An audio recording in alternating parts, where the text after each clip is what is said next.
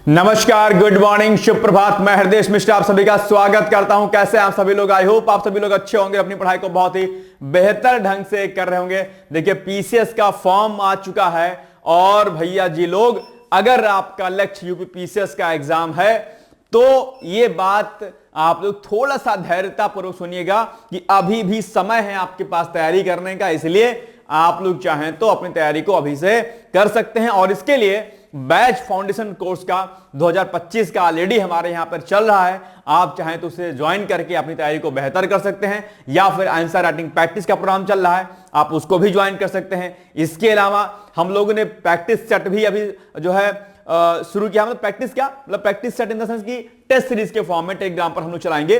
उसमें 25 से 50 क्वेश्चन आपको डेली मिलेंगे, आप वो भी ज्वाइन कर सकते हैं। कई सारे प्रोग्राम हैं जिसको आप ज्वाइन कर सकते हैं, पीसीएस के लिए आपको फायदा मिलेगा। और उसके लिए आप मेरे कॉन्टेक्ट नंबर पर यानी कि 8604409201 इस पर आप मुझसे जो है संपर्क कर सकते हैं। 8604409201 इस पर आप कांटेक्ट कीजिएगा। और पीसीएस की तैयारी से संबंधित कोई भी अगर आपको इश्यू होता है कि भाई कैसे तैयारी करें, क्या करना चाहिए, फॉर्म आ गया है सर, ठीक है, वैकेंसीज को लेकर कोई कंफ्यूजन है, या कोई भी अगर आपके मन में डाउट अगर आपको लगता है पीसीएस को लेकर के, तो आप मुझसे जो है सीधे संपर्क कर सकते हैं और अपनी क्वेरीज को कर सकते हैं। कोई समस्या आपको नहीं होने वाली है, ठीक है। तो 8604409201 इस पर आप जो है कांटेक्ट करिएगा। यहां पर आप जो है पीसीएस की टेस्ट सीरीज, ठीक है, जो हम लोगों ने शुरू किया है पीसीएस का टेस्ट सीरीज, इसके अलावा जो है जो फाउंडेशन कोर्स हम लोगों ने स्टार्ट किया है, ठीक है, आप उसको भी ज्वाइन कर सकते हैं हमारे यहां पर। इसके अलावा जो है मेंस आंसर राइटिंग प्रैक्टिस चल रही है हमारे यहां पर पीसीएस की, ठीक है, मेंस आंसर राइटिंग आप उसको भी कर सकते हैं। तो पीसीएस के लिए, ठीक है, चाहे आपका फोकस 2024 का होगा या 25 का होगा, आप डायरेक्टली आप मुझसे जो है बात कर सकते हैं, sir how to prepare for examination this examination, और दुनिया भर के जो भी आपके मन में क्वेश्चंस होते हैं, आप उन सभी की जानकारी जो है मुझसे ले सकते हैं, कोई दिक्कत नहीं है, ठीक है। तो चलिए आइए हम लोग बिना देरी के आज के सेशन को स्टार्ट करते हैं और इस पर हम लोग एक जो है वीडियो बनाएंगे एक अलग से कि कैसे कैसे आपको फॉर्म फिल करना होगा, क्या कुछ करना होगा, इस पर हम लोग एक बार बात कर लेंगे। अच्छा, ओटीआर अगर आप लोगों ने में से किसी ने नहीं किया होगा, ओटीआर जरूर कर दीजिएगा भैया। ओटीआर वन टाइम रजिस्ट्रेशन इसको बोलते हैं। ओटीआर जब तक आप लोग नहीं करेंगे तब तक आपका फॉर्म फिल नहीं होगा। जिन्होंने पहले ओटीआर किया होगा उनका तो कोई दिक्कत नहीं है, लेकिन जिन्होंने ओटीआर नहीं किया होगा वो लोग ओटीआर करेंगे, उसके बाद फॉर्म फिल करेंगे, ठीक है। ये जानकारी जरा ध्यानपूर्वक आप लोग समझिएगा इसको, ठीक है। चलिए आइए हम लोग बिना देरी के आज के सेशन को स्टार्ट करते हैं और सबसे पहले हम लोग करेंगे रिवीजन। नंबर 1 पॉइंट है कि केंद्रीय इलेक्ट्रॉनिक्स और सूचना प्रौद्योगिकी राज्य मंत्री जितिन प्रसाद ने 18 फरवरी को नई दिल्ली के ताज पैलेस में डिजिटल ब्रांड आइडेंटिटी मैनुअल का शुभारंभ किया। यह हमने कल आपको कराया भी था। प्रधानमंत्री नरेंद्र मोदी ने 18 फरवरी को नई दिल्ली के हैदराबाद हाउस में कतर के अमीर जो है कौन, तमीम बिन हमद अल थानी से मुलाकात की, ठीक है। कतर के साथ भी रिश्ते हमारे मजबूत हो रहे हैं, मैंने समझाया भी था। विश्व स्वास्थ्य संगठन यानी कि डब्ल्यूएचओ ने हाल ही में अल्कोहल से युक्त पेय पदार्थों के ज्यादा सेवन को लेकर के चेतावनी भी जारी कर दी है। ध्यान रखिएगा कि भैया अगर आप अल्कोहलिक हैं तो कैंसर कॉज हो सकता है, ध्यान रखिएगा, ठीक है। दूसरा, 18 फरवरी को रामकृष्ण परमहंस की जयंती मनाई गई, ठीक है, ये भी आप लोग ध्यान रखिएगा। दूसरा, प्रधानमंत्री फसल बीमा योजना के फरवरी 2025 में 9 साल पूरे हो गए हैं। प्रधानमंत्री मोदी द्वारा 2016 में दरअसल ये जो प्रधानमंत्री आपका फसल बीमा योजना है इसकी शुरुआत की गई थी। मैंने कल आपको समझाया था डिटेल्स में इसके बारे में कि भैया अगर आप अपनी फसल का बीमा कराना चाहते हैं तो करा सकते हैं। इसके अलावा ज्ञानेश कुमार को नया मुख्य सूचना आयुक्त जो है नियुक्त किया गया है, यह भी आप ध्यान रखिएगा, ठीक है। और इसके अलावा हाल ही में केंद्र सरकार के द्वारा पशुपालन नियम डेयरी विभाग ने विश्व स्वास्थ्य संगठन के सहयोग से पशुधन क्षेत्र में सार्वजनिक निजी भागीदारी के लिए रोड मैप भी तैयार किया, ठीक है। तो ये जो है मुख्य चुनाव आयुक्त, सॉरी, ठीक है। तो ये कुछ चीजें थी जो आपको जानना जरूरी थी। इसके अलावा जो है आप लोग कुछ पॉइंट्स को और अच्छे से रेडी कर लीजिएगा। अब आइए हम लोग सीधे तौर पर जो है आज के करंट अफेयर्स पर आते हैं, लेकिन उसके पहले 2 टॉपिक और बच गया है कि केंद्र ने प्रधानमंत्री अन्नदाता आय संरक्षण अभियान, जिसको हम लोग पीएम आशा भी बोलते हैं, योजना को साल 2025-26 तक के लिए जारी रखने की मंजूरी भी प्रदान करती है। इसके अलावा भगवान कृष्ण की नगरी द्वारका से जुड़े राज को एक बार से फिर से खोजने के लिए आर्कियोलॉजिकल सर्वे ऑफ इंडिया यानी कि भारतीय पुरातात्विक सर्वेक्षण विभाग ने जो है पहल शुरू कर दी है। ठीक है, ये सब जानकारियां थी आपके लिए। चलिए, अब कल हमने आपसे प्रश्न पूछा था कि बताओ हाल ही में किसे नया मुख्य चुनाव आयुक्त नियुक्त किया गया है। ये किया गया भैया ज्ञानेश कुमार जी को। ठीक है, चलिए अब आज का पहला टॉपिक हमारे सामने है, प्राकृतिक आपदा से राज्यों को सहायता प्रदान की जाएगी। अभी हाल ही में अमित शाह जी के जो है तत्वाधान में एक कमेटी का गठन किया गया था और उसमें जो है राज्य जो कि 2024 में जो कि आपदा से प्रभावित रहे हैं, यानी कि जो डिजास्टर से प्रभावित रहे हैं, उन राज्यों को जो है केंद्र सरकार सहायता देगी, इसीलिए न्यूज चर्चाओं में है। अच्छा, आपदा शब्द जो आपके एग्जाम में आ गया है, ठीक है, तो ये भी आपके एग्जाम के लिए क्या है, बहुत जरूरी है। ठीक है, खासकर अगर आप पीसीएस में, खासकर पीसीएस में, अगर आप जीएस में पेपर थर्ड में अगर आप जाएंगे, जीएस पेपर थर्ड में, तो वहां पे टॉपिक है आपका क्या, आपदा प्रबंधन का। किसका? आपदा प्रबंधन का। आप शायद जानते होंगे, पीसीएस वाले अभ्यर्थी खासकर ध्यान दें, आपदा प्रबंधन वाले, और आरओ वाले भैया लोग भी ध्यान दें। कई बार आरओ वाले कहते हैं यार पीसीएस के बारे में बता रहे हैं, अरे भाई पीसीएस आरओ सब एक ही अलग अलग। ठीक है, तो पीसीएस वाले जो आरओ वाले हैं वो एसए के लिए ध्यान दीजिएगा। ठीक है, एसए के लिए तो वहां पर क्या होता है कि भैया आपदा प्रबंधन पर, ठीक है, आपदा पर प्रश्न आपके जो है आरओ में और पीसीएस में, दोनों में, एसए में तो आरओ में भी और पीसीएस में भी निबंध लिखने के लिए आता है। तो आपको आपदा जो भी आपदाएं होती हैं या आपदा प्रॉपर एक आपदा क्या होती है, इसे कैसे निपटा जा सकता है, इस पर आपके लिए निबंध पूछ सकता है, एक बात। दूसरा, अगर हम जीएस थर्ड पेपर में मेंस के पॉइंट ऑफ से बात करेंगे अगर पीसीएस में हम लोग, तो जो आपदा प्रबंधन का आपका टॉपिक है वहां पर आप लोग को नोट्स जो है आपदा पर बना लेना है, जिसमें आपका चाहे वो आपका लैंडस्लाइड्स हो, ठीक है, या फिर अगर आपको लगता है कि चाहे वो आपका एर्थक्वेक हो, ठीक है, एर्थक्वेक हो, ये सभी टॉपिक जो है आप क्या क्या हैं, बहुत इंपॉर्टेंट है। इन सभी को, वॉल्केनोज हो, सुनामी हो, इन सभी को आपको अच्छे से रेडी कर लेना है, आपके एग्जाम के लिए बहुत महत्वपूर्ण है। तो ये प्री के लिए भी इंपॉर्टेंट है, जैसे डिजास्टर मैनेजमेंट एक्ट 2005, ठीक है। इसके अलावा और भी कई नियम रेगुलेशन है, हाल फिलहाल में कुछ इसमें नए प्रावधान भी किए गए हैं, उन सभी को आप लोग को क्या करना है, अच्छे तरीके से रेडी कर लेना है। अभी हम लोग एक सीरीज स्टार्ट करेंगे जो कि हाल फिलहाल में नए रूल और रेगुलेशन जो पास हुए हैं उनको हम लोग सीधे जो है वेबसाइट से पिक करेंगे और आपके लिए लेके आएंगे भाई हाल फिलहाल में कौन से नए संशोधन या हाल में कौन से नए नियम और कानून या विधेयक जो है पारित किए गए हैं केंद्र सरकार के द्वारा। ठीक है, उस पर भी हम लोग डिस्कस किया करेंगे। वो आपके पीसीएस मेंस के लिए और आरओ और पीसीएस दोनों के निबंध के लिए आपके लिए क्या रहेगा, वो बहुत महत्वपूर्ण रहेगा। एक बार भैया जी लोग ध्यान रखिएगा, बड़ी मेहनत से मैं कंटेंट बनाता हूं इसको कर लिया करो भाई साहब, ठीक है। बड़ी मेहनत लगती है 10 क्वेश्चन बनाने में ना, दिमाग ना हिल जाता है, सही बता रहा हूं मैं, दिमाग का दही हो जाता है, इसको कहते हैं ना दिमाग का दही होना, दिमाग का दही हो जाता है। पूरी रात लगे रहते हैं, उसके बाद बनाते हैं, फिर आर्टिकल्स आपके दुनियादारी बहुत कुछ रहता है, बहुत मेहनत से बनाता हूं, इसलिए बहुत शिद्दत के साथ आप लोग देखा करो। एक तो आप लोग ना चले जाते हो सीधे निद्रा में, पता नहीं कहां से कुछ लोग एकदम से लो हो जाता है, एकदम व्यूज लो हो जाएगा। भैया क्यों, रेस्ट क्यों करने लग जाते हो यार आप लोग, रेस्ट मत किया करो प्लीज। अगर सिलेक्शन चाहिए तो लगातार पढ़ाई करते रहो। अगर मेरी बातें नहीं अच्छी लगी तो वीडियो में ना स्किप कर दीजिए, आगे बढ़ जाइएगा, ठीक है। लेकिन मैं फिर से कह रहा हूं कि अगर आपने अपनी पढ़ाई को स्लो कर दिया तो मानिएगा कि फिर आप उस कंपटीशन के दौर से सीधे बाहर हो जाएंगे। इसलिए अपने कदम को रुकने नहीं देना है आपको, यह बात ध्यान रखिएगा। वैसे भी पीसीएस का फॉर्म आ चुका है, लग जाइएगा, और आरओ आपका मई जून तक एनी हाउ हो ही जाना है टाइम से, ठीक है। चलिए, तो अभी सरकार ने क्या कहा है भैया, सरकार ने 2024 में जो भी आपदा आई हुई थी, चाहे वो बाढ़ हो, भूस्खलन हो यानी कि लैंडस्लाइड जिसको बोलते हैं, चक्रवाती तूफान हो, साइक्लोन जिसको हम लोग बोलते हैं, या जो भी रहा हो, उनको राष्ट्रीय आपदा प्रतिक्रिया कोष यानी कि एनडीआरएफ के तहत 1554.99 करोड़ रुपए की अतिरिक्त केंद्रीय सहायता को मंजूरी प्रदान कर दी गई है। वर्ष 2024 के दौरान आई बाढ़, अचानक बाढ़, ठीक है, या भूस्खलन, चक्रवात, तूफान जैसी प्राकृतिक आपदाओं के लिए आंध्र प्रदेश स्टेट का नाम याद रखिएगा, इंपॉर्टेंट, किन किन स्टेटों को, आंध्र प्रदेश, नागालैंड, ओडिशा, तेलंगाना और त्रिपुरा को यह धनराशि मिलेगी। यानी कि 5 स्टेट ऐसे हैं जिनको 2024 में आई हुई आपदाओं के लिए राशि आवंटित की गई है। जो स्टेट गवर्नमेंट जो फंड रिलीफ करती है और बाकी जो देते हैं वो तो अलग है, इसके इतर जो है केंद्र सरकार ने अलग से फंड इन 5 स्टेटों को देने की बात कही है, याद रखिएगा इस बात को, ठीक है ना। चलिए, यह एनडीआरएफ फंड के तहत केंद्र की ओर से 27 राज्यों को जारी की गई 18,322.80 करोड़ रुपए की राशि के अतिरिक्त है। यानी कि ये जो राशि दी गई है केंद्र सरकार के द्वारा 27 राज्यों को, ये राशि अलग है। इसके अलावा सरकार ने जो है भाई साहब इतनी राशि जो है किसको दी है, इन 5 स्टेटों को दी है। ठीक है, ये नहीं कि ये वाला नहीं, इसके अलावा ये तो दिया ही दिया गया है, इसके अलावा और पैसा दिया गया है इन 5 स्टेटों को, जो कि अभी हमने आपको यहां पर नाम गिना है। ठीक है, चलिए इसके अलावा वित्तीय वर्ष 2024-25 के दौरान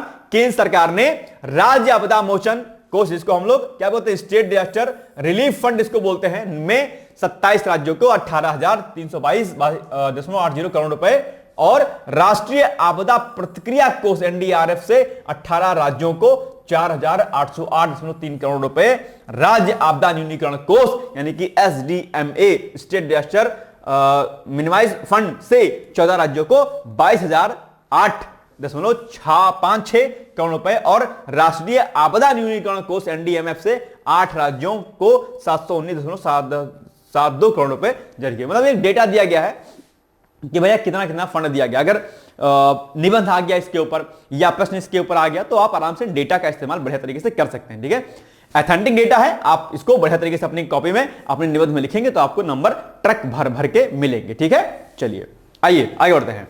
अब आपके सामने प्रश्न है कि बताओ निम्नलिखित में से कौन सा कथन सही है। नंबर 1 पॉइंट क्या है कि अमित शाह की अध्यक्षता वाली ये जो समिति बनी थी जिसमें 5 स्टेट को पैसा दिया गया, एक समिति बनी थी, उस समिति के अध्यक्ष कौन थे, अमित शाह जी थे। अमित शाह जी कौन है, आपके जो है कौन है, गृह मंत्री हैं और साथ साथ में सहकारिता मंत्री भी हैं, याद रखिएगा। ठीक है, और खतरनाक टाइप के आदमी भी हैं। ठीक है, बच के रहना। चलिए आगे बढ़ते हैं।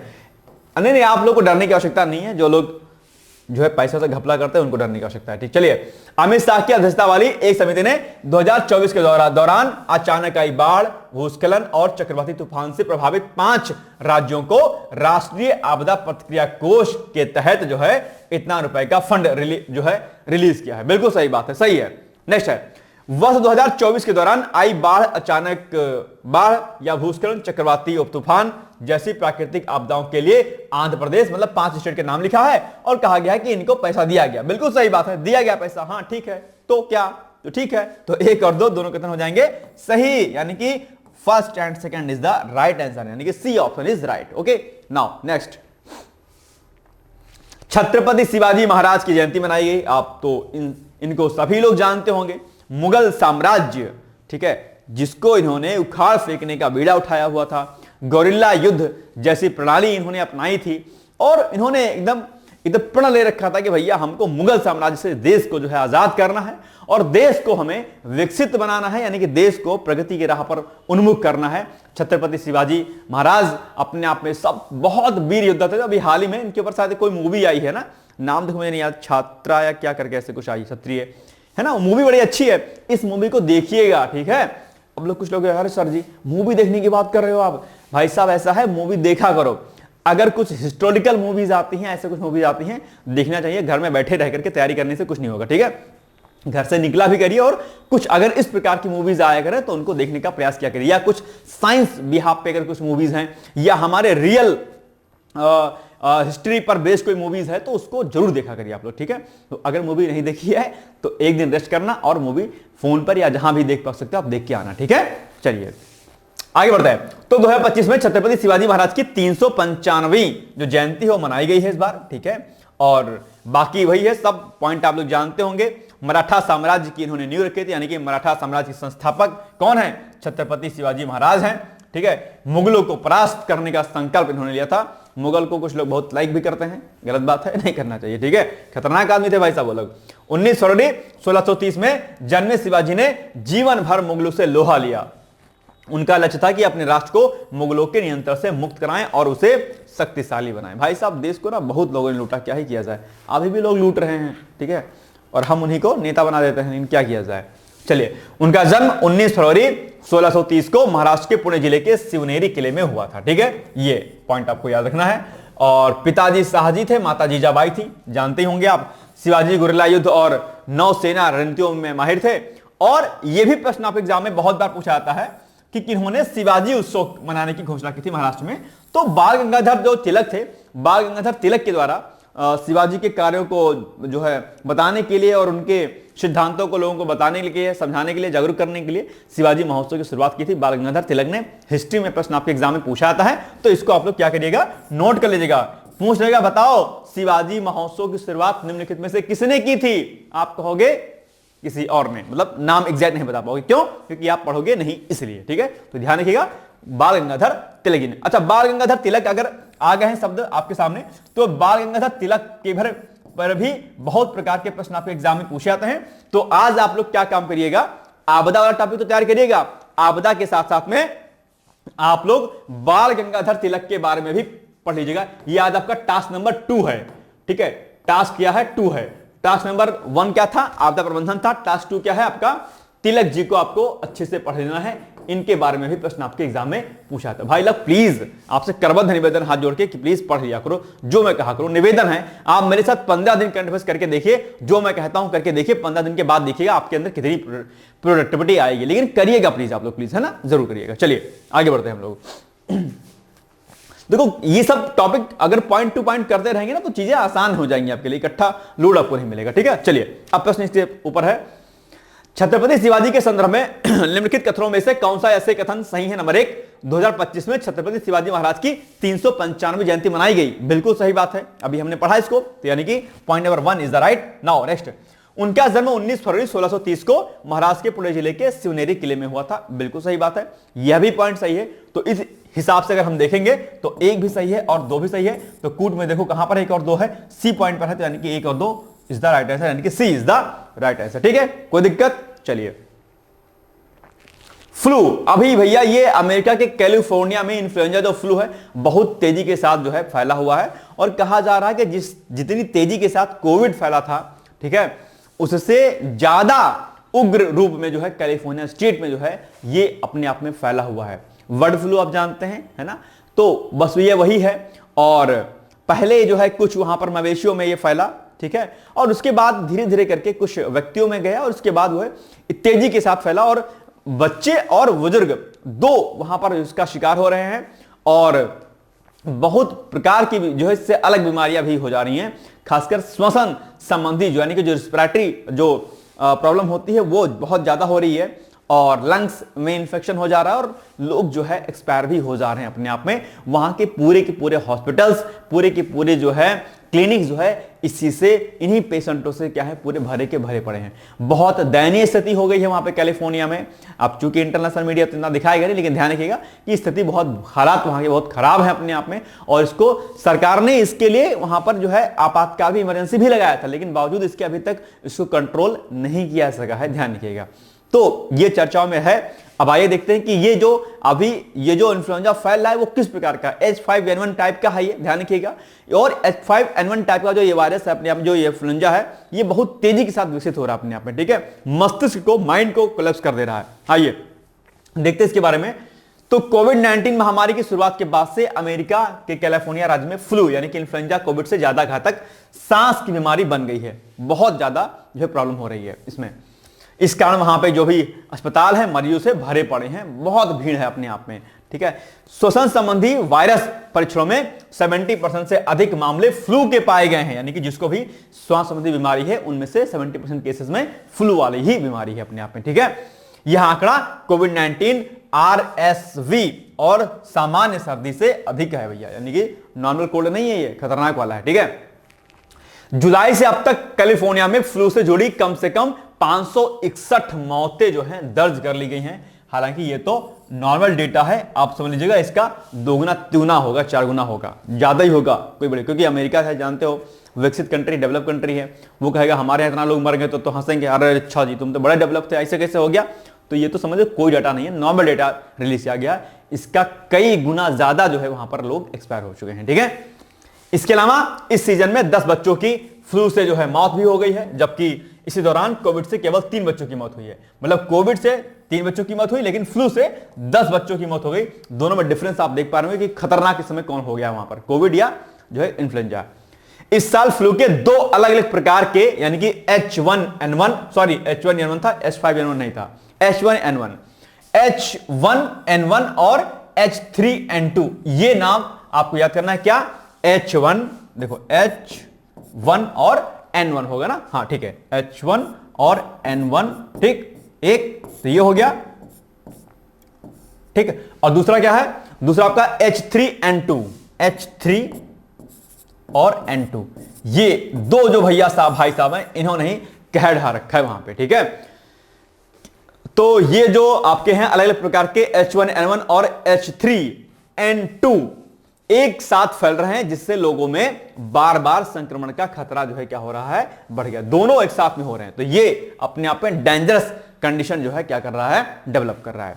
फ्लू के गंभीर मामलों में कई जटिलताएं देखी जा रही हैं, जिनमें एक खतरनाक मस्तिष्क रोग एक हो रहा है, उसका नाम क्या है, एक्यूट नेक्रोटाइजिंग एंसेफेलोपैथी। ये एक जो है मस्तिष्क की यानी कि आपके जो है माइंड की डिजीज हो रही है, AANE बोलते हैं इसको, शामिल है, जो खासतौर पर बच्चों में पाया जा रहा है। ये जो डिजीज आप देख रहे हैं ये वहां के चिल्ड्रंस में बहुत पाया जा रहा है, और इसकी मृत्यु दर लगभग 50% है। यानी कि अगर ये हो गया बच्चे को तो मानिएगा अगर 10 बच्चों को हुआ है तो 10 बच्चों में से 5 बच्चे तो एक्सपायर हो ही जाएंगे। इतना खतरनाक दरअसल ये हो रहा है यहाँ की जो है ये डिजीज अपने आप में। तो कैलिफोर्निया में बहुत ही तेजी के साथ ये बीमारी जो है फैली हुई है, और चीजें वहां पर क्या कर रही हैं, गड़बड़ कर रही हैं। अब ये डिजीज जो आप देख रहे हैं, ये आप ध्यान रखिएगा, आपसे पूछ लेगा कि ये निम्नलिखित में से ये जो डिजीज लिखी है किसके से संबंधित है, तो मस्तिष्क संबंधित ये बीमारी है, डिजीज है, ध्यान रखिएगा, ठीक है। चलिए, जिसका मेन मुख्य कारण क्या है, आपका फ्लू है वहां का, ठीक है। चलिए, आयुषी फ्लू से पीड़ित निमोनिया और सांस की गंभीर समस्याओं वाले मरीजों से भरे हुए हैं, ठीक। विशेषज्ञों ने चेतावनी दी है कि फ्लू के बाद कई मरीज MRSA, क्या जब फ्लू हो जाएगा तो उसके बाद कई मरीज जो है होंगे MRSA निमोनिया से ग्रसित हो रहे हैं, जो फेफड़ों को अस्थायी रूप से नुकसान पहुंचा सकता है, यह भी चेतावनी दी गई है। और ये जो आपका MRSA है एक ऐसा बैक्टीरिया है जिस पर कई एंटीबायोटिक्स क्या हैं, वे असर हैं। यानी कि इस बैक्टीरिया पर MRSA जो कि फ्लू होने के बाद हो रहा है, इस बैक्टीरिया पर किसी भी एंटीबायोटिक का इंपैक्ट नहीं पड़ रहा है। यानी कि एक तरीके से रेजिस्टेंस हो गया है अपने आप में, या फिर यूं कह लीजिए इस पर कोई इंफेक्ट पड़ता ही नहीं है। तो यह भी खतरनाक स्थिति वहां पर है, क्योंकि वहां पर फिर इससे जो है एक्सपायर हो रहे हैं बहुत सारे लोग। और इसके अलावा वसंत ऋतु में इन्फ्लुएंजा बी, क्या इन्फ्लुएंजा बी के एक और लहर की संभावना है। ऐसे में टीकाकरण और बचाव के उपाय अपनाने की सख्त जरूरत बनी हुई है। तो अभी बसंत आ रही है, उसमें कहा गया कि भैया इन्फ्लुएंजा बी नामक एक दूसरी लहर भी आई, जैसे कोविड में सेकेंड वेव और थर्ड वेव आई थी, ठीक है, वैसे ही। तो ये अपने आप में खतरनाक है, इंपॉर्टेंट न्यूज है, इसको आप लोग पढ़ लीजिएगा, ठीक है।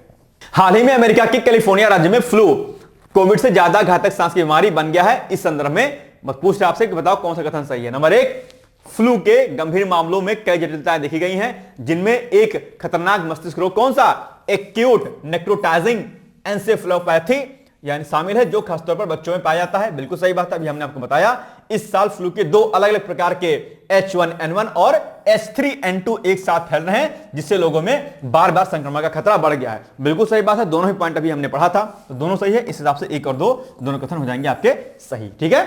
चलिए आगे बढ़ते हैं। नेक्स्ट है आईसीसी चैंपियंस ट्रॉफी 2025 का आगाज 19 फरवरी से हो गया है, आप जानते होंगे। और भारत के सभी मैच आपके दुबई में खेले जाएंगे। मेजबानी पाकिस्तान की तरफ से हाइब्रिड मॉडल के आधार पर हो रही है, ध्यान रखिएगा। और चैंपियंस ट्रॉफी को, इस चैंपियंस ट्रॉफी को मिनी वर्ल्ड कप भी कहा जाता है। इसमें 8 टीमें भाग ले रही हैं। पाकिस्तान, न्यूजीलैंड, भारत और बांग्लादेश ग्रुप ए का हिस्सा है, ठीक है।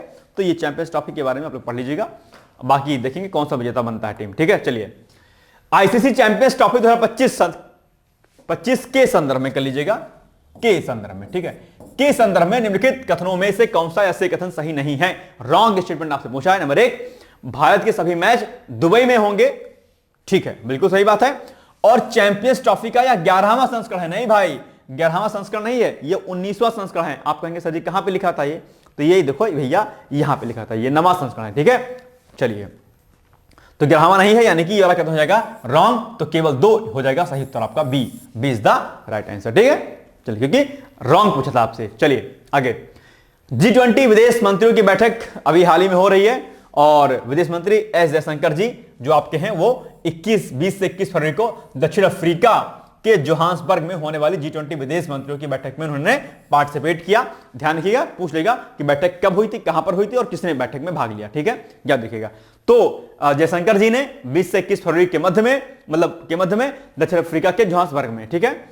दक्षिण अफ्रीका ने 1 दिसंबर 2024 से 30 नवंबर 2025 तक के लिए G20 की अध्यक्षता भी संभाली है। याद रखिएगा, आपके एग्जाम के लिए क्या है, ये इंपॉर्टेंट है। G20 में 19 बड़े देश शामिल हैं, आप जानते होंगे, ठीक है। इसमें अर्जेंटीना, ऑस्ट्रेलिया, ब्राजील, ठीक है, कनाडा, चीन, France, Germany, Bharat, Indonesia, Italy, Japan, दक्षिण कोरिया, मैक्सिको, रूस, सऊदी अरब, दक्षिण अफ्रीका, तुर्की, यूनाइटेड किंगडम और अमेरिका है।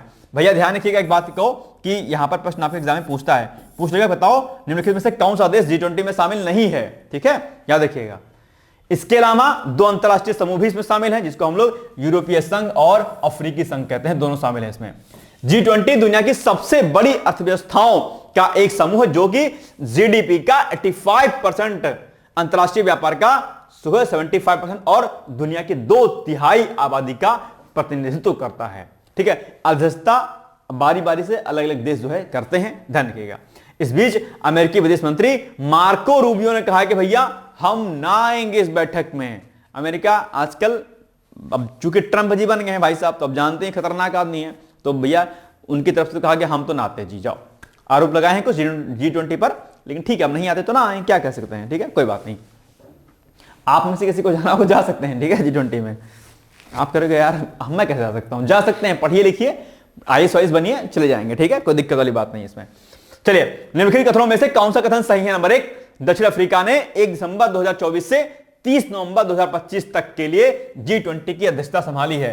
आप लोग भी G20 समिट में जा सकते हैं अगर आप पढ़ेंगे, लिखेंगे, मेहनत करेंगे, अधिकारी बनेंगे, ठीक है, इंडियन फॉरेन सर्विस के अधिकारी बनेंगे या IAS बनेंगे, कल को आप सचिव वगैरह बनाए जाते हैं, ठीक है, तो आप निश्चित तौर पर जा सकते हैं। हो सकता है कल को आप में से कोई विदेश मंत्री बैठा हो सकता है कि कोई मुझसे पढ़ रहा व्यक्ति देश का कल का PM, CM या कोई भी मंत्री, विधायक हो सकता है, साइंटिस्ट हो सकता है, कुछ भी हो सकता है।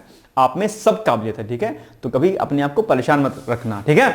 चलिए, दूसरा, भारतीय विदेश मंत्री एस जयशंकर जी ने 20 से 21 तक फरवरी के मध्य में बैठक में पार्टिसिपेट किया, यह पॉइंट भी सही है, ठीक है, अफ्रीका के जोहान्सबर्ग में लिया, तो ठीक है, 1 और 2 दोनों कथन सही है भैया, आपके सी इज द राइट आंसर, ठीक है। चलिए,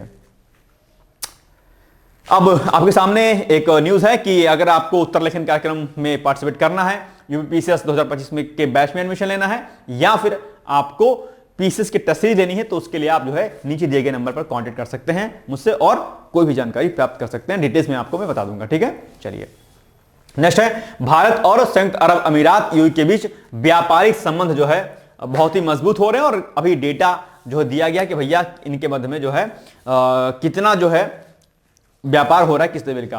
आपको मैं बता दूं कि भारत और खाड़ी देशों के जो मध्य में आजकल व्यापारिक जो रिलेशन है, ट्रेड रिलेशन है, वो बहुत ही मजबूत हो रहे हैं, और इस मामले को लेकर के पाकिस्तान बड़ा चिढ़ा सा रहता है, यार अच्छा तुम्हारी भारत यार, तुम यार खाड़ी देशों के साथ बड़ी मित्रता करते हो, हमसे तो तुम दोस्ती ना करते हो। तो दोस्ती उसी से की जाती है जो दोस्ती के लायक होता है। पाकिस्तान उस लेवल का दरअसल है नहीं, या चाइना भी उस लेवल का है नहीं, लेकिन क्या करें, चीन के साथ ट्रेड हमारा थोड़ा ठीक ठाक लेवल का है। पाकिस्तान के साथ इतना नहीं है, लेकिन चीन के साथ ट्रेड ठीक है अपने आप में, लेकिन चीन फिर भी ठीक है। पाकिस्तान की हरकतें बिल्कुल नागुजार वाली हैं अपने आप में, कि इसको तो हैंडल ही नहीं कर सकते आप किसी भी लेवल का, ठीक है। चलिए, भारत और संयुक्त अरब अमीरात के बीच व्यापारिक संबंध जो है लगातार मजबूत हो रहे हैं, बिल्कुल सही बात है। और वाणिज्य एवं उद्योग मंत्रालय के मुताबिक पिछले 2 वर्षों में भारत और यूएई का द्विपक्षीय व्यापार लगभग दोगुना होकर 83.7 बिलियन डॉलर तक जो है क्या हो गया है, पहुंच गया, यानी कि पिछले 2 सालों में काफी वृद्धि जो है इसने दर्ज की है, ठीक है। वित्त वर्ष अगर हम 2020-21 की बात करते हैं तो यह व्यापार 43.3 बिलियन डॉलर था, जो 2023-24 में तेजी के साथ बढ़ा। देखो 2020-21 में 43.3 बिलियन था, और यहां देखो अभी कितना हो गया, 83.7 बिलियन हो गया। काफी जो दुगने से ज्यादा वृद्धि जो है इसमें देखने को आपको मिल रही है विगत 2 वर्षों में, ध्यान रखिएगा। इसी के साथ में खाड़ी के जो अन्य देश हैं उनके साथ में भी जो है भारत का व्यापार अच्छा हुआ है, ठीक है। तो यहां पर कुछ टाइम जो है पॉइंट यहां पर लिखे गए हैं, और एक पॉइंट यह है कि भारत और यूएई के बीच व्यापक आर्थिक भागीदारी समझौता 1 मई 2022 को संपन्न हुआ था। तो ये डेट भी आपको क्या करनी है, याद रखनी है, ठीक है। यह समझौता प्रधानमंत्री नरेंद्र मोदी और यूएई के जो राष्ट्रपति हैं कौन, शेख मोहम्मद बिन जायद अल नहयान के बीच में वर्चुअल शिखर सम्मेलन के दौरान में यह हुआ था, ठीक है। वित्त वर्ष 2023-24 में गैर तेल व्यापार 57.83 बिलियन डॉलर तक पहुंच गैस जो कुल व्यापार का आधे से अधिक है। सरकार का लक्ष्य 2030 तक इस गैर तेल व्यापार को $100 बिलियन तक ले जाना है। यह भी पॉइंट आपके लिए जरूरी है। तो अब थोड़ा सा इसको हम लोग मैप के माध्यम से भी देख लेते हैं भाई कि क्या इसमें कांड दिया गया है। ठीक है, ये आपके सामने मैप है। ठीक है, यूनाइटेड अरब, और इसके ये देखिए यहां पर भैया आपका इधर बीच में जो सऊदी अरेबिया का ये सब कंटेंट है पूरा का पूरा आपका, इधर ईरान है, इधर आपका ओमान है, ठीक है, इधर मस्कट है आपका। तो ये मैप में एक बार इधर बहरीन है, कतर है, यहां पर देखिए दोहा। कतर की राजधानी क्या है?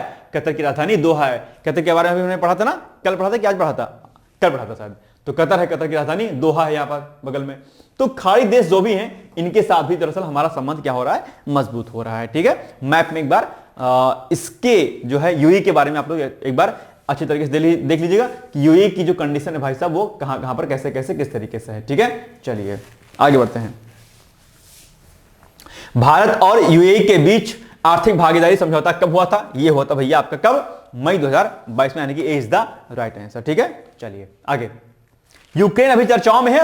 यूक्रेन इसलिए चर्चाओं में है क्योंकि यूनाइटेड किंगडम की तरफ से कहा गया है भैया कि अगर मामला ठीक नहीं होता तो हम वहां पर शांति सेना जो है भेजेंगे। ये यूनाइटेड किंगडम ने कमिटमेंट किया है यूक्रेन के लिए। यूक्रेन और रशिया का युद्ध आप जानते होंगे खतरनाक लेवल पे चल रहा है, लेकिन क्या ही किया जाए उसके लिए। ठीक है, तो ये कुछ चीजें हैं और यूनाइटेड किंगडम की तरफ से कहा गया है भैया कि हम सेना पर भेजेंगे।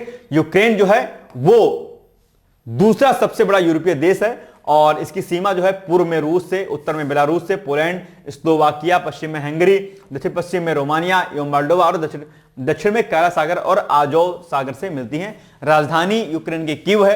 मैंने कई बार बताया है यूक्रेन की सबसे बड़ी नदी नीपर है और सीमावर्ती जल निकायों के अंतर्गत काला सागर और आजोव सागर आते हैं। यहां पर आप मैप में अगर देखेंगे ये भी आपका है रसिया, इधर भी रसिया आपका, इधर बेलारूस है, इधर आपका पोलैंड है आपका, इधर रोमानिया है, इधर बगल में हंगरी है।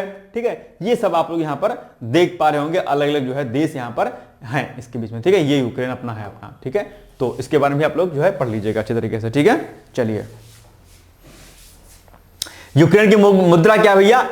बहुत ही आसान है, कई बार मुद्रा आपके एग्जाम पूछ लिया जाता है। तो यूक्रेन की जो मुद्रा है वो है आपका रिवनिया। क्या है? रिवनिया। ठीक है, चलिए मृदा स्वास्थ्य कार्ड योजना, तो ये भी अभी चर्चाओं में है। इस योजना की शुरुआत 2015 में राजस्थान के सूरतगढ़ में हुई थी।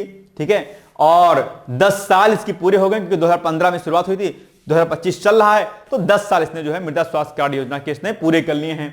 ठीक है, आप यहां पर आंकड़ा भी देख पा रहे हो कि किस तरीके से जो है number of soil health card जो है इशूज हुए हैं। ये 2024-25 का आंकड़ा देखो यहां पर दिया गया है और 2020-21 में इतना आंकड़ा दिया गया था। ठीक है, तो ये भी आप लोग देख लीजिएगा। ठीक है, बाकी यह योजना केंद्रीय कृषि एवं किसान कल्याण मंत्रालय की है। ये पॉइंट आप लोग ध्यान रखिएगा। ठीक है, कई बार मंत्रालय को आपसे पूछ लेता है कि बताओ यह योजना किस मंत्रालय की है, तो आप कहेंगे सर केंद्रीय कृषि एवं किसान कल्याण मंत्रालय की। यह योजना देश के सभी किसानों को मृदा स्वास्थ्य कार्ड जारी करने में राज्य सरकारों की सहायता के लिए शुरू की गई थी। मृदा स्वास्थ्य कार्ड किसानों की उनकी मिट्टी की पोषक स्थिति के बारे में जानकारी प्रदान करता है कि भैया आपकी मिट्टी की फर्टिलिटी रेट क्या है, कैसे है, कैसे नहीं है। तो मृदा स्वास्थ्य कार्ड, मृदा की स्वास्थ्य के बारे में जानकारी देना कि भैया हमारे पास एक कार्ड है कि हमारे पास मिट्टी हमारी क्या है, बढ़िया है। ठीक है, तो ये सब बातें यहां पर लिखी गई हैं। और इसके अलावा मृदा स्वास्थ्य कार्ड में 12 मापदंडों के संबंध में मिट्टी की स्थिति की शामिल होती है। मतलब 12 पैमाने होते हैं जिसके आधार पर मिट्टी की जांच की जाती है।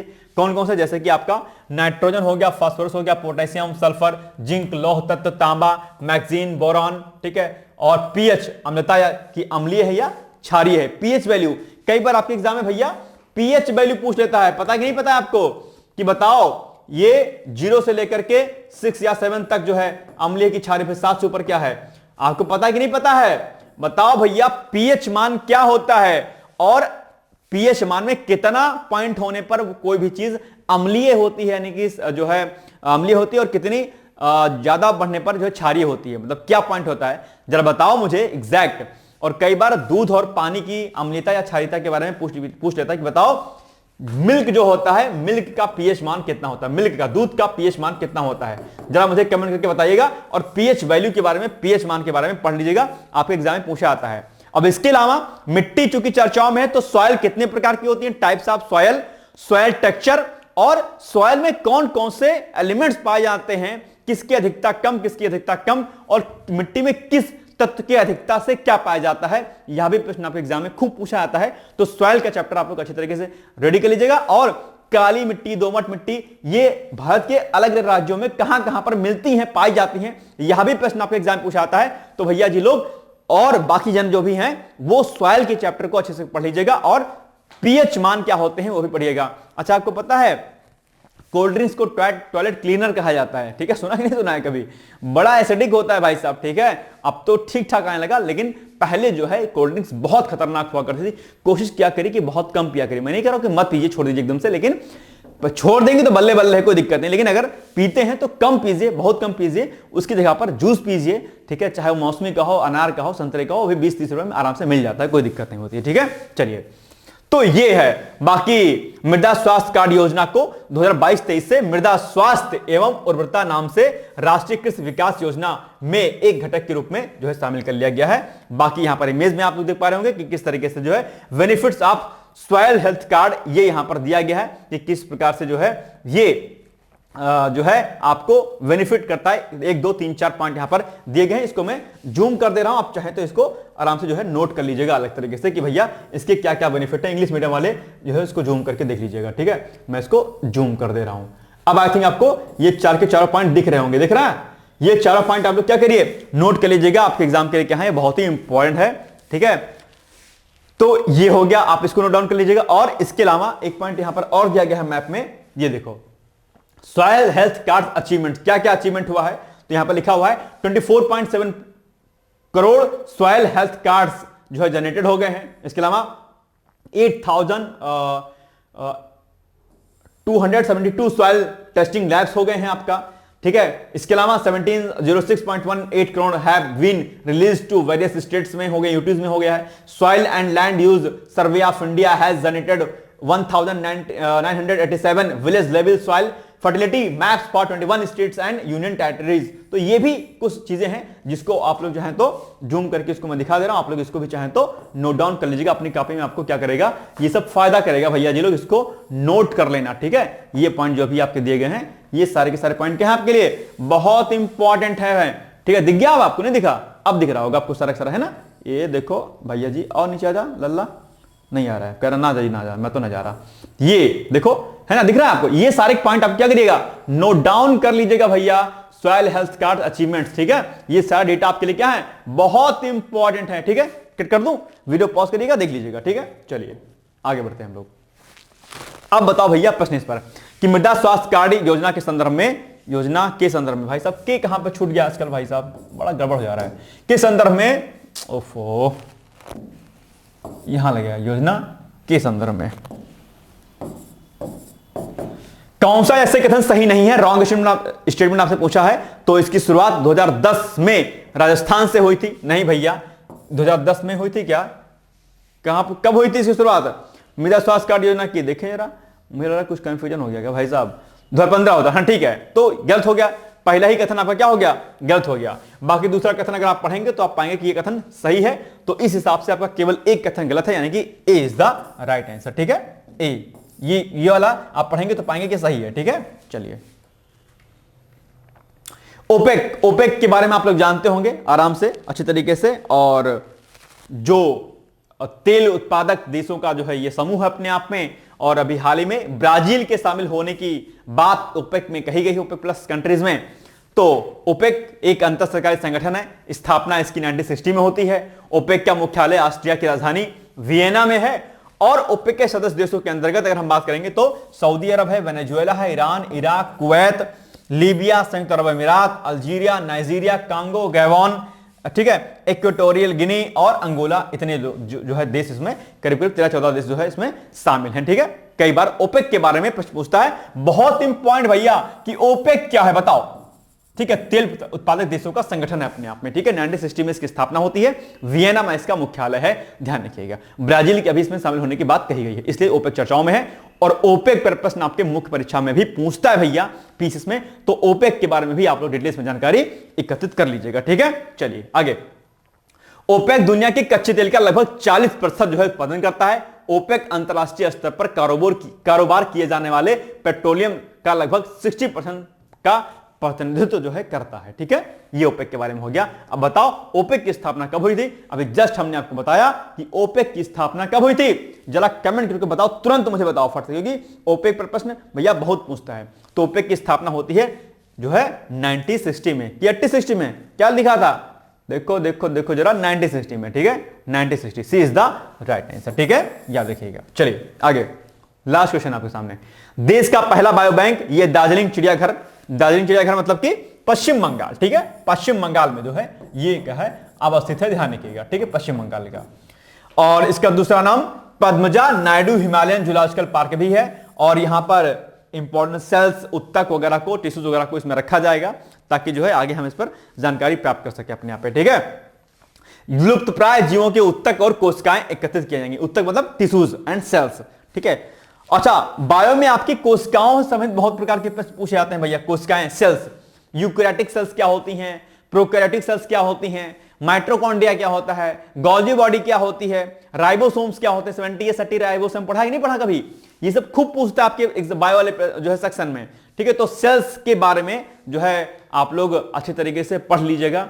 ठीक है, और क्या कहते हैं, इसके अलावा भी सेलवाल, सेलवाल पर बहुत प्रकार के प्रश्न पूछा जाता है। ये बताओ सेलवाल एनिमस या ह्यूमन में से किसमें पाया जाता है? बहुत बार प्रश्न आपके एग्जाम में पूछा गया है। जरा अगर आपको आता है तो मुझे बताओ, सेलवाल जिसको हम लोग कोशिका भित्ति कहते हैं, कोशिका भित्ति जानवरों या जो है इंसानों में किसमें पाया जाता है, या दोनों में पाया जाता है? जरा मुझे इसका उत्तर बताइएगा। बहुत प्रकार का प्रश्न इसमें पूछा जाता है। बाकी सेल्स के बारे में माइटोकॉन्ड्रिया, राइबोसोम, गोल्गी बॉडी, ठीक है, 70 ribosome, eukaryotic cells, prokaryotic cells, इसमें बहुत प्रश्न बनते हैं। इसको भी आप लोग रेडी कर लीजिएगा। ठीक है, ये इंपॉर्टेंट है आपके लिए। ठीक है, चलिए, Padmaja Naidu Himalayan Zoological Park Paschim Bengal के दार्जिलिंग शहर में 67.56 एकड़ में फैला है अपने आप में। ठीक है, चलिए, यह प्राणी उद्यान जो है इसकी ऊंचाई लंबाई के बारे में लिखा है, तो इसको पढ़ लीजिएगा। और देश का यह एक विशेष प्राणी उद्यान है जहां अंतरराष्ट्रीय स्तर का लाल पांडा, हिम तेंदुआ, तिब्बती भेड़िया, पूर्वी हिमालय के अन्य अत्यधिक लुप्त प्राय जानवरों की प्रजातियों के संरक्षण प्रजनन कार्यक्रम के लिए अधिक जो है अधिकृत है अपने आप में। ठीक है, ध्यान रखिएगा।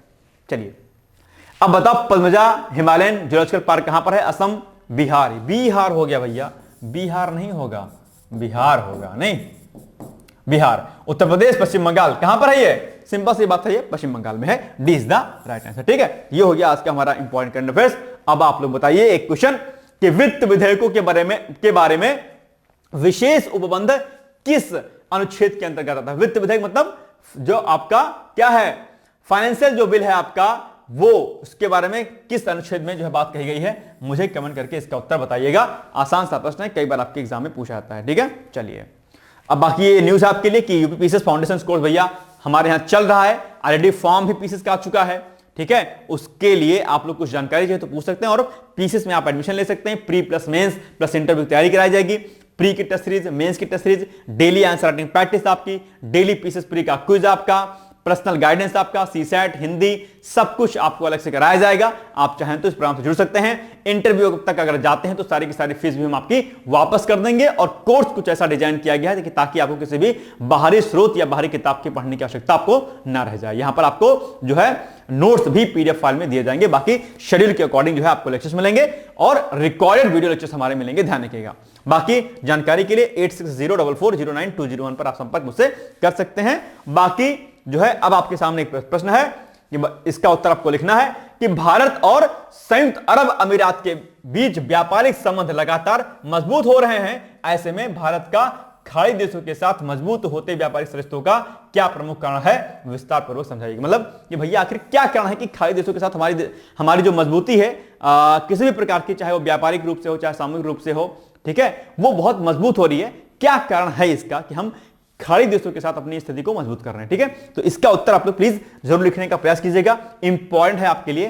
ठीक है, ये बात आप लोग ध्यान रखिएगा। ठीक है, चलिए, तो ये हो गया आज का कुछ महत्वपूर्ण करंट अफेयर्स। मिलेंगे कल हम लोग एक नए लेक्चर के साथ। तब तक आप लोग पढ़ते रहिए, मस्त रहिए, व्यस्त रहिए, and thank you so much. Bye bye, take care, all the best. दोस्तों, क्या आप पीसीएस अधिकारी बनना चाहते हैं? यदि हाँ, तो टिकोड एग्जाम लेकर आया है यूपी पीसीएस फाउंडेशन कोर्स 2025। यह एक ऑल इन वन कोर्स है जिसमें प्रीलिम्स मेंस दोनों ही परीक्षाओं के लिए वीडियो लेक्चर, एनसीईआरटी और standard books based bilingual notes उपलब्ध कराया जा रहा है। इस कोर्स में प्री और मेंस के सभी प्रीवियस ईयर क्वेश्चंस पेपर भी वीडियो लेक्चर के माध्यम से कोर्स में सम्मिलित होंगे। साथ ही साथ में कोर्स का कंटेंट गुणवत्तापूर्ण होने के साथ ही साथ एग्जाम ओरिएंटेड है, जिससे कोर्स लेने वाले स्टूडेंट्स को कोई भी बाहरी पुस्तक या नोट्स पढ़ने की आवश्यकता न पड़े। इस कोर्स में प्रीलिम्स और मेंस के टेस्ट सीरीज तथा आंसर राइटिंग प्रोग्राम भी शामिल है, जिसके साथ ही साथ टेलीग्राम ग्रुप में रेगुलर टॉपिक वाइज टेस्ट कराए जाएंगे। इसके साथ ही सीसेट, निबंध तथा सामान्य हिंदी की अतिरिक्त कक्षाएं भी चलाई जाएंगी तथा हमारे कोर्स से परीक्षा में सफल होकर इंटरव्यू देने वाले विद्यार्थियों को इंटरव्यू की भी तैयारी कराई जाएगी और अंतिम परिणाम कुछ भी हो, पूरी फीस उन्हें रिवार्ड के स्वरूप जो है वापस कर दी जाएगी तथा अगले बैच में उन्हें निःशुल्क प्रवेश प्रदान किया जाएगा। उल्लेखनीय है कि डिकोड एग्जाम एक संस्थान के रूप में 5 वर्ष के अपने सफल कार्यकाल में अब तक 55 से अधिक विद्यार्थियों को विभिन्न परीक्षाओं में अंतिम सफलता दिलाने में अपना सफल योगदान दे चुका है। इस कोर्स की फीस 15,000 रुपये निर्धारित की गई है, लेकिन पहले प्रवेश देने वाले 100 विद्यार्थियों को 3,000 रुपये की विशेष छूट दी जा रही है। और अधिक जानकारी के लिए हमारे संस्थान के नंबर 6307495944 पर संपर्क करें।